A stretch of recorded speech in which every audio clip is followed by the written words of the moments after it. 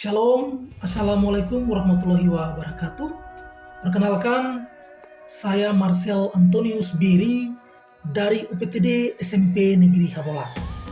Pada kesempatan ini, saya akan menampilkan pembelajaran berdiferensiasi mata pelajaran IPA materi bunyi. Dalam pembelajaran IPA, situasi yang sering saya temui adalah anak sulit memahami konsep-konsep IPA dikarenakan tantangan adalah kurangnya motivasi dalam diri anak untuk belajar karena kreativitas guru dalam merancang pembelajaran lebih berfokus kepada konsep-konsep dan rumus. Untuk itu, dalam pembelajaran kali ini, pembelajaran berdiferensiasi, saya merancang pembelajaran yang berpihak kepada murid dengan mengangkat kebutuhan-kebutuhan dan potensi-potensi murid. Selamat siang. Siang, Pak. Salam IPA.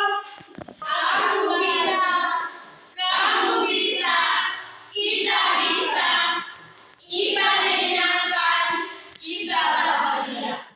Terima kasih. Untuk memulai seluruh pembelajaran kita hari ini, Bapak minta satu orang pimpin kita dalam doa untuk memulai kegiatan belajar kita hari ini. Silakan. Amin.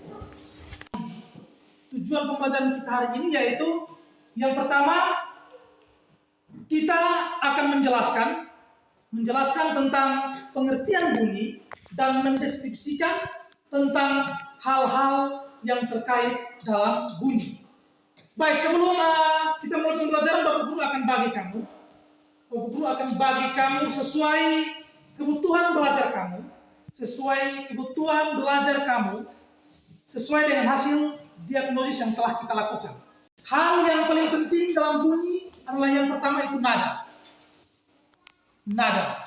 Nada itu adalah bunyi yang didengar secara teratur. Dan bunyi juga itu mempunyai yang dinamakan dengan frekuensi. Jawab tujuan kita hari ini. Silakan kamu duduk dalam bentuk kelompok masing-masing.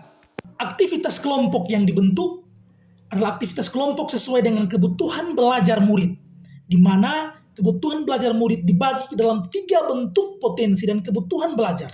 Yang pertama, kinestetik, adalah murid melakukan percobaan sederhana mengisi air di dalam botol untuk melihat ketinggian air di dalam botol. Karena perbedaan ketinggian air dan rongga udara dapat menghasilkan bunyi dan nada yang berbeda-beda. Yang kedua adalah kebutuhan dan potensi belajar murid linguistik, di mana mereka mengkaji materi, melihat materi untuk mengekspresikan di dalam bentuk puisi sesuai dengan tujuan pembelajaran yang diharapkan. Yang ketiga adalah kebutuhan belajar audiovisual, di mana mereka tetap melihat materi yang ada untuk mereka mengekspresikan hasil mereka di dalam tujuan pembelajaran yang diharapkan. Dari tadi kami mengisi air dalam botol dan kami mengukur ketinggian nadanya. Dan ternyata ketinggian air dapat mengubah nada. Seperti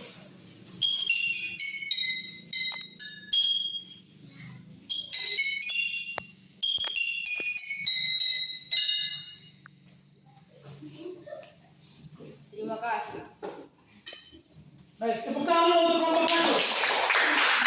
Kami akan mempresentasikan hasil diskusi kami sesuai dengan kebutuhan belajar dan potensi kami. Ya. 1, 2, 3. Teman-teman, yuk kita belajar mata pelajaran IPA yang terkait dengan bunyi, pastikan menyenangkan. Frekuensi bunyi, karakteristik bunyi, tinggi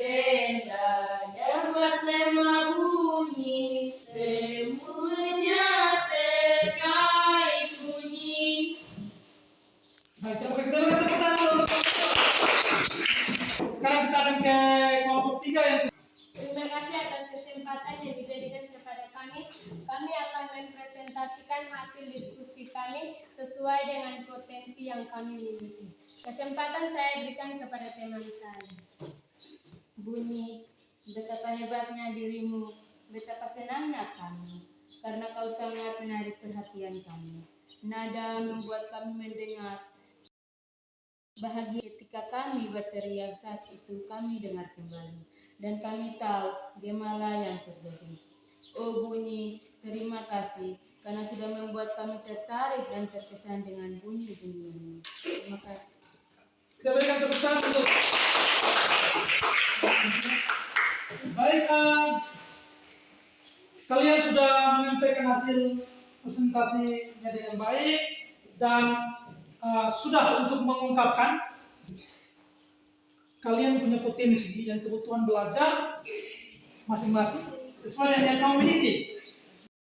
Setelah mempresentasikan hasil diskusi mereka sesuai kebutuhan belajar dalam kelompok, mereka pun secara kolaborasi menampilkan secara bersamaan kebutuhan-kebutuhan belajar yang telah mereka capai untuk menghasilkan sebuah tujuan pembelajaran yang sama. Hasil daripada kebutuhan belajar yang dihasilkan berdasarkan aktivitas-aktivitas kelompok yang berbeda sesuai kebutuhan belajar murid menghasilkan sebuah produk yang berbeda-beda tetapi satu tujuan dan menghasilkan sebuah tujuan pembelajaran yang sama, yaitu anak-anak mengerti, memahami tentang nada, bunyi, dan frekuensi bunyi.